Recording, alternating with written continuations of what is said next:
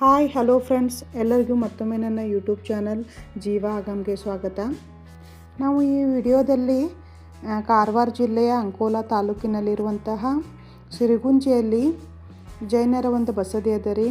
ಇದರ ವಿಶೇಷತೆ ಏನಂದರೆ ಇಲ್ಲಿ ಶ್ರೀ 1008 ಪಾರ್ಶ್ವನಾಥ್ ಮಂದಿರದ, ಅದರ ಜೊತೆಯಲ್ಲಿ ಜೋಡು ಪದ್ಮಾವತಿ ಅಂಥೇಳಿ ಪದ್ಮಾವತಿಯ ಒಂದು ಜೋಡು ಮೂರ್ತಿ ಅದ ರೀ, ವಿಗ್ರಹ ಅದ. ಅದನ್ನು ಕೂಡ ಇಲ್ಲಿ ಪ್ರತಿಷ್ಠಾಪನೆ ಮಾಡಿದ್ದಾರೆ. ಸೊ ಹೀಗಾಗಿ ಈ ಬಸದಿಯ ಒಂದು ಮಹತ್ವ ಬಹಳ ಅದ ರೀ. ಇಲ್ಲಿ ಯಾರಾದರೂ ಬಂದು ತಮ್ಮ ಹರಕೆಯನ್ನು ಬೇಡಿದರೆ ಈಡೇರ್ತದೆ ಅಂತ ಹೇಳಿ ಭಾಳ ಹೇಳ್ತಾರೆ. ಕಾರವಾರದಿಂದ ಒಂದು 45 ಕಿಲೋಮೀಟ್ರ್ ದೂರ ಅದ ಮತ್ತು ಅಂಕೋಲಾದಿಂದ ಒಂದು 23 ಕಿಲೋಮೀಟ್ರ್ ದೂರ ಅದ ರೀ. ಆನ್ಲೈನ್ದಲ್ಲಿ ಇದರ ಡೀಟೇಲ್ಸ್ ನಿಮಗೆಲ್ಲ ಸಿಗತ್ತೆ. ಸೊ ಅಲ್ಲಿ ಒಂದು ನದಿ ಅದ, ನದಿ ದಂಡೆಯಲ್ಲಿನೇ ಇದು ಬಸದಿ ಅದ ರೀ.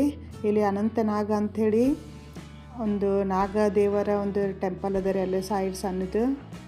ಈ ಪದ್ಮಾವತಿಯ ವಿಶೇಷತೆ ಥರ ರೀ, ಇಲ್ಲಿರುವಂತಹ ಅಶ್ವತ್ಥ ಮರ ಮತ್ತು ಸೈಡ್ ಇರುವಂತಹ ನದಿ ಕೂಡ ಜೋಡಾಗ್ಯದಂತೆ.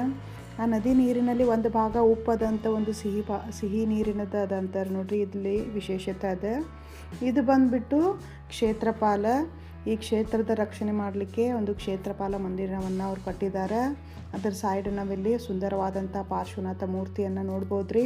ಅಲ್ಲಿ ಹಿಂದೆ ಒಂದು ಧ್ಯಾನ ಮಂದಿರ ಮಾಡೋರ್ದಾರಂತಾರೆ, ಅಲ್ಲಿ ಇದನ್ನು ಸ್ಥಾಪನೆ ಮಾಡೋರ್ದಾರಂತೆ.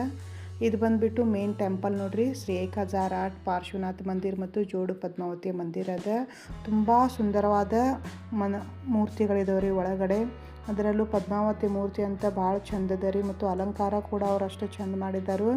ನೀವೇನಾದರೂ ಆ ಸೈಡ್ ಹೋಗ್ತಾ ಇದ್ದೀರಂದ್ರೆ ಈ ಪ್ಲೇಸನ್ನು ಮಿಸ್ ಮಾಡಬೇಡ್ರಿ. ಗೋಕರ್ಣ ನಿಯರ್ ಬರ್ತದೆ ರೀ ಇದು.